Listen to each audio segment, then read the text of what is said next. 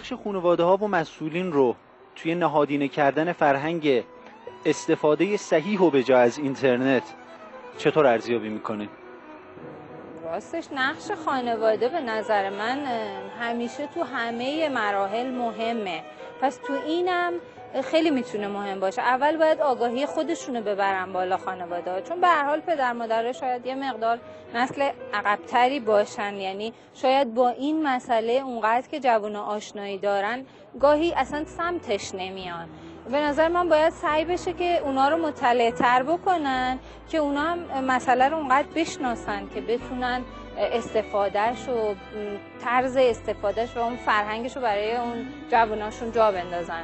خب مسئولین میتونن با پخش همچین برنامه‌هایی و اطلاع رسانی بیشتر مثلا این برنامه شوک مردم رو مطلع بکنن، ولی خانواده‌ها خب یه مقدار میشه گفتش که سطح اطلاع خانواده‌ها نسبت به جوونا یه مقدار کمتره. یعنی پدر مادر وقتی میبینن فرزندشون پشت کامپیوتر نشسته شاید اصلا اطلاع نداشته باشن که اون فرزند چیکار داره میکنه.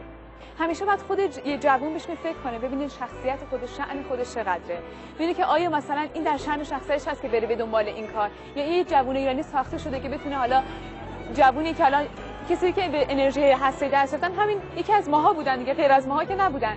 ما خودمونیم که بعد ارزشمون رو بشناسیم، بدونیم بعد به کجاها بریم کجاها نریم. البته خانواده هم بی تاثیر نیست. به غیر از خانواده ها توی مدارس، توی جاهای آموزشی اگر به بچه‌ها آموزش بدن که چجوری استفاده کنن از اینترنت، باید چه استفاده بکنن، چیکار کنن چیکار نکنن، اون خیلی بهتره. شاید خانواده ها وقتی حرف میزنن بهش بگن این کارو نکن و حتما میره اون کارو بکنه. ولی توی مدرسه با یه طرح آموزشی خیلی خردخرد میتونن اول اینترنت و اول کامپیوتر رو بهش معرفی کنن، بعد بهش بگن که کجا برو کجا نرو. این باید یه مرحله بهش یاد داده بشه. شما زمانی که توی حریم خانواده هستین، چون کنارشونین، میدونن که دسترسی دارن بهتون، هیچ اتفاقی براتون نمیفته. ولی وقتی هر فضایی، حالا دوستی باشه، مهمونی باشه، سفر باشه یا اینترنت باشه، چون فضای خارج از فضای خانواده است، باعث میشه که این ترس رو داشته باشن که بخوان حتما به شما نظارت بکنن روی شما. خانواده‌های ایرانی به نظر من خانواده‌های با اصالت و پاکی هستن و این حیفه که جوان‌ها بخوان از این مسائل سوء استفاده کنن. این سایت‌هایی که شما عرض می‌کنید در حقیقت یه جور پرده ها رو کنار میزنه، یه جور بی‌عفتی به وجود میاره که اینها خب باعث میشه تو فضای جامعه هم یه ناامنی به وجود بیاد. شب شما بخیر بینندگان عزیز.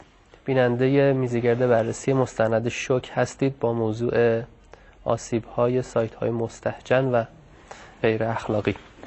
جناب حجت الاسلام و المسلمین رنجبران، ما این سوال رو شاید لازم بود من اول برنامه میپرسیدم، ولی جاش بسیار خالیه که از شما بشنویم و لازم است که بیشتر تعمق بکنیم که اساساً چه اثری میتونه داشته باشه دیدن تصاویر مستهجن، فیلم‌های مستهجن، خوندن داستان‌های، چون یکی از جدی‌ترین کارهایی که این سایت‌ها پیگیری می‌کردن استفاده از یک خلاقیت شیطانی برای خلق آثار هنری بوده.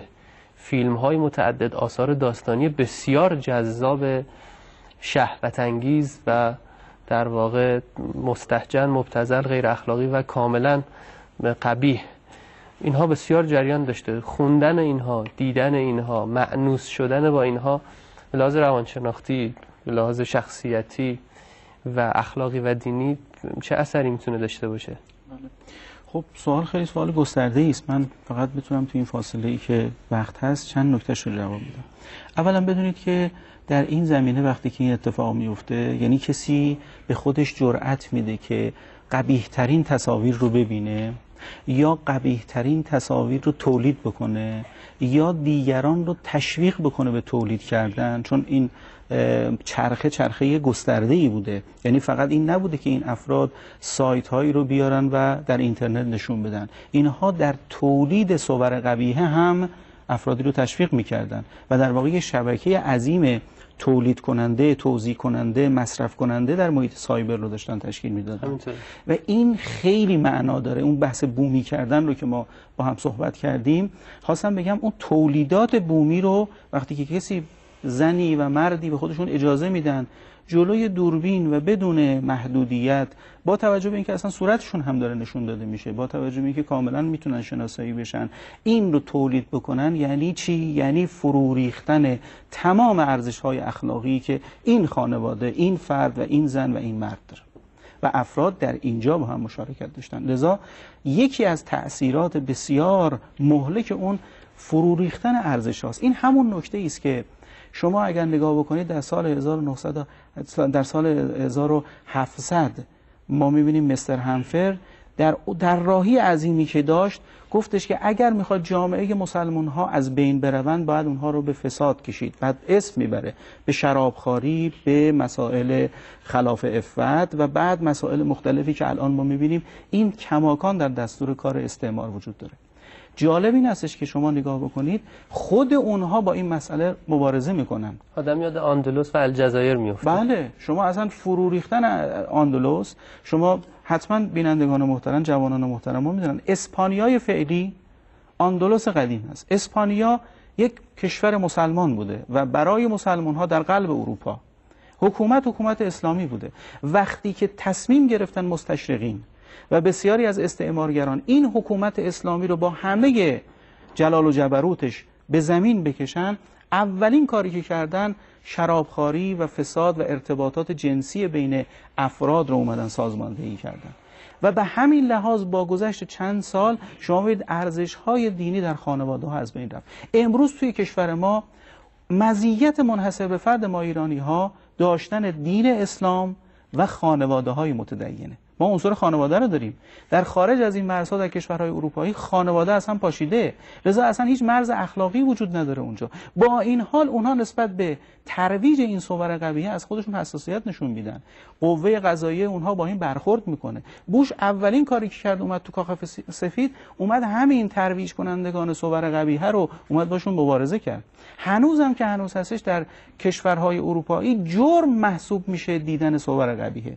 جالب اینه یکی از رفقای ما که استاد دانشگاه است میگه من در انگلستان وقتی که نگاه کردم دیدم یک آقایی رو از دانشگاه بیرونش کردن، بررسی کردیم دیدیم این آقا به عنوان استاد دانشگاه وارد سایت غیر اخلاقی شده در محیط دانشگاهی و بعد از اخطارهای مکرر وقتی که توجه نکرد بلافاصله محیط محاصره شد توسط پلیس و اومدن این شخص رو دستگیرش کردن، از کار اخراجش کردن و خانوادهش از هم پاشید و زنش از او طلاق گرفت. به خاطر چی؟ به خاطر دیدن یک صور قبیحه و به خاطر دیدن تصاویر مستهجن.